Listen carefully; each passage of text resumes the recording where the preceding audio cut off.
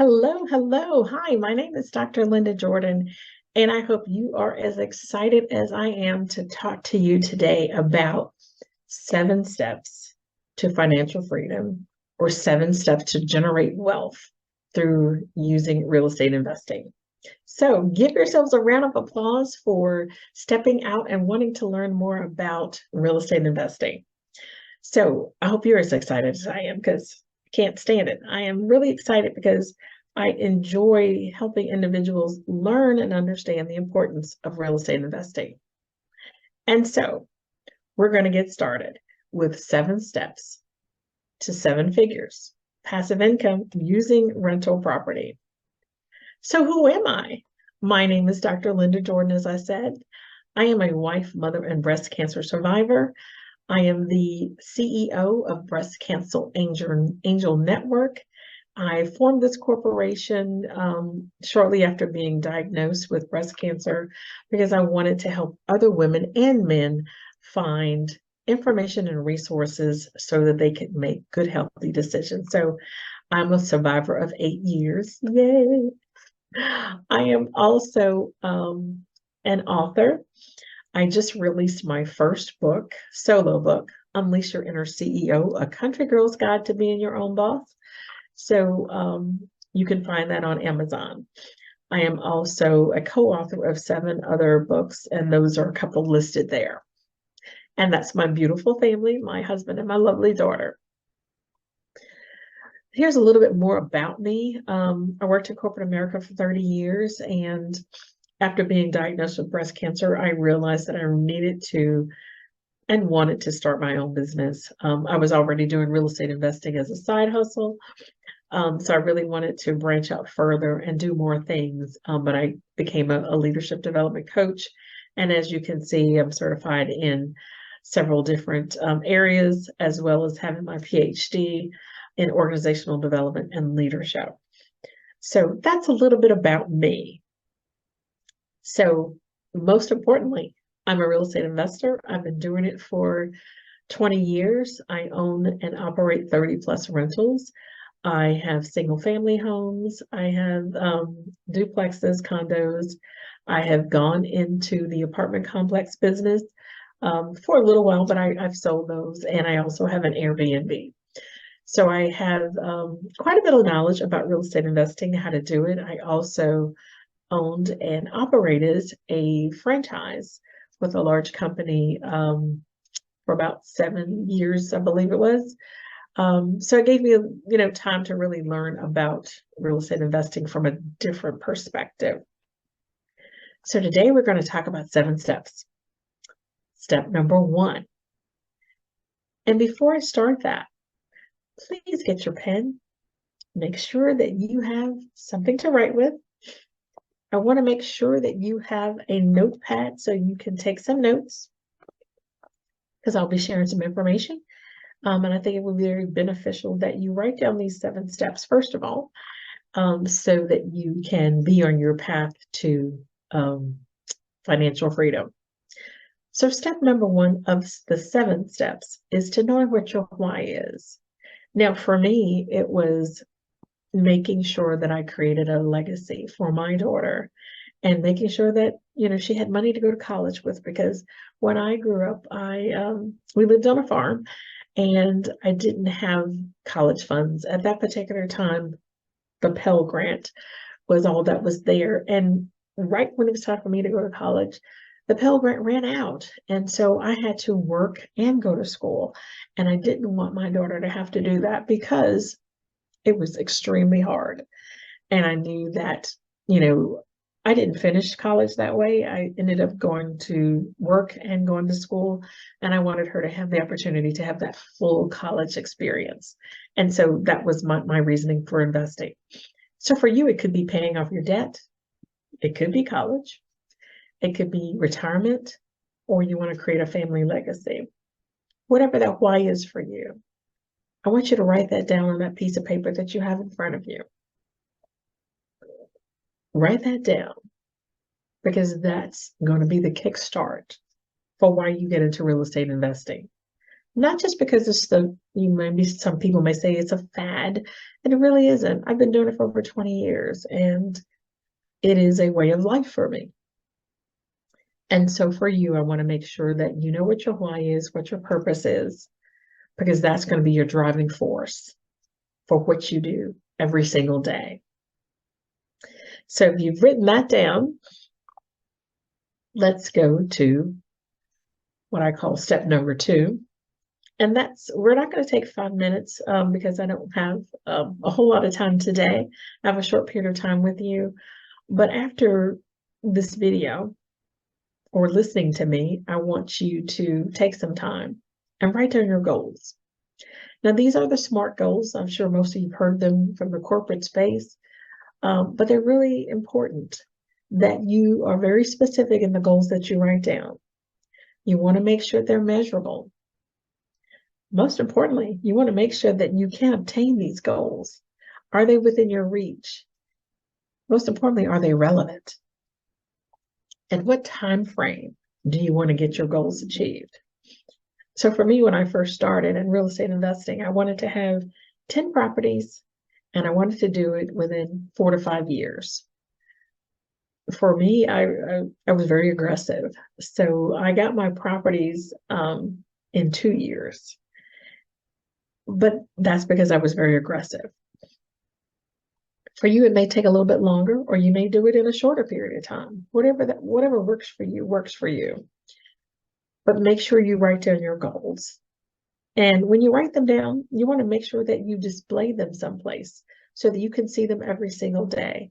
Don't just write them down, put them in a notebook, and close it out, because it's called out of sight, out of mind.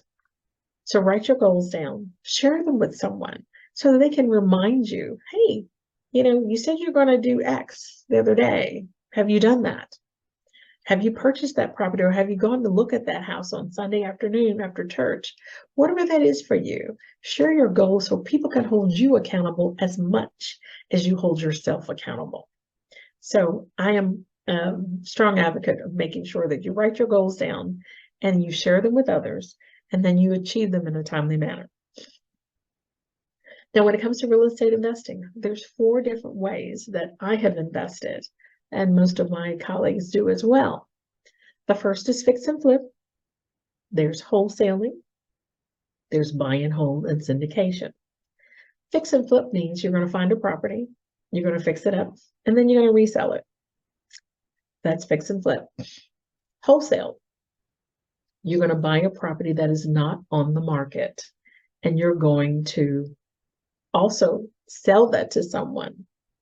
So that's what wholesaling is about. And you can wholesale retail properties. You can wholesale properties through retail, or you can wholesale them to another wholesaler. And then there's called buy and hold. You want to buy a property, you want to fix it up and rent it out. And then the last one is syndication. Syndication is at a much higher, different level, but that's when you really want to get into investing into apartment complexes or commercial properties. I have not done syndication. Friends of mine have, but I have done the other 3 areas of investing. And depending on what your flavor of the day is, you can do all of them. But I always encourage people to start with wholesaling first, because that's the easiest way. And it gets you in the door, and it gets you cash relatively quickly. You can get cash from a deal sometimes in like less than 30 days, but you got to be aggressive in doing it. So here is a property that I purchased wholesale from a seller direct, and it was in Selma, North Carolina, and gorgeous home. Unfortunately, the seller wanted to sell her property because her husband had unexpectedly passed away, and she just wanted to move. So I bought the property from her for $124,000. It was paid for free and clear, but she just wanted to get out. And I was looking to buy a property at the time. Of course, I'm always looking to buy properties, but I didn't want to rent it out because it was too far from where I live. I just wanted to get it sold. And so I listed it with an agent that I use, and we sold it on the market for $145,000. My profit was $21,000. I then took that $21,000 and reinvested into another property. So as you can see, we did this in less than 60 days. It's very easy to make money in a short period of time, but you do have to be aggressive and you do have to follow the process. So step number 3, marketing. Now, a lot of people don't like marketing, but marketing is so very, very important, and it's the way to get your name out there. It's the way to get business. So there's 3 categories listed here: online sources, targeted list, and referrals. So online sources is about using Zillow, Craigslist, Facebook, for sale by owner, auction sites, or the famous yard signs, which are for sale by owner. Targeted list, you can use tools called PropStream, ListSource, or Driving for Dollars. You can do that on Sunday afternoon after church, and you just get in your car and drive around and you look for properties that where the mail has not been picked up. It doesn't look like the home has been lived in. There's lots of trees and shrubbery on the property. So those are properties that you can look for on the Drive for Dollars. Referrals, you can network with other individuals, because I believe your network is your net worth. Friends and family, you can do joint ventures, and you can also do partnerships. So those are areas that you can market in. And marketing basically is you want to make sure that you are getting the word out that you are an investor or you're looking to invest, and you're connecting with other individuals who may know someone who is also an investor. So hopefully these lists will be important as well as helpful to you. But of course, you can learn more in my training program when we go really, really deep about marketing, how to do it, when to do it, and things of that nature. Step number 4, once you've done your marketing and you've communicated or sent out letters to your sellers, or you called someone on the phone, you want to gather that contact information and schedule an appointment with the seller. So skip tracing sites, this is where you can actually get contact information from a seller if you don't have that. So True People Source, TruePeopleSearch.com, Deal Machine, you can go to your local county tax office or Facebook Marketplace. But you want to have the contact information of the seller so that you can then pick up the phone, call them, schedule an appointment, and go look at their property. So that's what step number 4 is about. Once you get to that property and you've looked at it, then you want to decide, is that something you want to buy or not? So step 4 has a lot more details in it, but this is the short and sweet of it for today. But you should be able to gather as much information as you possibly can about the property, talk to the seller, find out what they want to sell it for, but most importantly, find out why they want to sell it.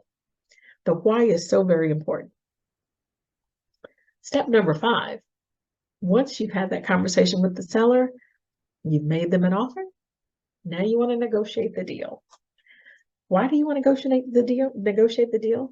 Well, you want to do that because you want to make sure that you get the property at the best price. Know your numbers. So knowing your numbers is very important. You don't want to buy a property that's too high, because when you buy the property, that's when you really make your money. A lot of people think that you buy the property, you sell it, and you make X amount of dollars at the end, and that's where they make their money. That's not correct. You make your money when you buy the property. That's why you want to buy it and negotiate it at the right price. When you sell the property, you will make money, but by that time, when you take all the debts that you have out, what is your true net? Because you have to think about the purchase price, your closing costs when you buy, your closing costs when you sell, the finance charges that you have to your private lender or your hard money lender or the bank. And then if you had to fix up the property, what did it cost you to do that? So all those numbers have to come out at the end. So that's why it's important that you negotiate and you buy right the first time, so that at the end of the transaction, you truly see how much money that you made. So make your initial offer, then negotiate. because the seller will always want more than probably what you want to pay, but you can come to a happy medium. So that's a really, really important step. If you're not good at negotiation skills, start brushing up on that. Make sure you understand how to negotiate, because you don't want to make the seller feel that you're rushing them or you're pushing them. You want to make sure that they are comfortable with you. So negotiation is very important. Step number 6 is determining what your exit strategy is. When you go into this deal, are you going to wholesale it? Are you going to fix and flip it? Are you going to buy and hold it? So know what your exit strategy is. It's very, very important that you know that. Don't go into buying a property and then you're like, oh, I don't know what I'm going to do with it. You got to know that up front. So you're going to wholesale it to another wholesaler or to a rehabber. You're going to fix it and flip it yourself and sell it retail, or you're going to fix it and keep it as a rental. When you keep it as a rental, I will share one tip with you. You want to make sure that you rent the property so that you have 1% return on investment. So you buy a property for $200,000, and that's how much you've invested in the property. You need to have at least 1% rent income so that you are within that budget of making sure you have enough to pay your mortgage, property taxes, and insurance. And you make a little bit on the end yourself, maybe $200-300 a month. So that's why it's important to know what your numbers are. I do have spreadsheets that I provide my clients to help them understand. They plug the numbers in, and voila, it tells them exactly what price point they should be at, and when they sell it, how much they will actually make. So determining your exit strategy is really important. Then the last step is financing the deal. You can utilize private money lenders. Those are individuals who just have money and they want to lend it out. It could be anyone. It could be your dentist or your doctor's office. It could be someone that you met at a business meeting. Hard money lenders, those are non-traditional banks, such as Union Bank, Benchmark. There's a couple others. They're not Bank of America, Truist, or Wells Fargo. Those are not the individuals who will give you money when it comes to investing. Now, the last one is bootstrapping, using your own money. I don't encourage that, but if you don't have another alternative, or you have a self-directed IRA, then yes, I would encourage you to do that, but don't take money out of your savings just to do the. But when you get a property under contract, you want to make sure you can finance the deal. That's the bottom line. So those are the 7 steps to 7 figures. There's a lot more to that than what I've shared with you today, but that's the short and sweet of it. My program is called the Passive Portfolio for Women. Here is my barcode. If you want to learn more about the program and see if you can get enrolled in that, please do so. We're getting our enrollments ready for 2024. Again, my name is Dr. Linda Jordon. 7 steps to 7 figures, the Passive Portfolio for Women. I hope that you will connect with me and want to learn more about how you can have financial freedom and create generational wealth for you and your family so that you can live your best life. Thank you.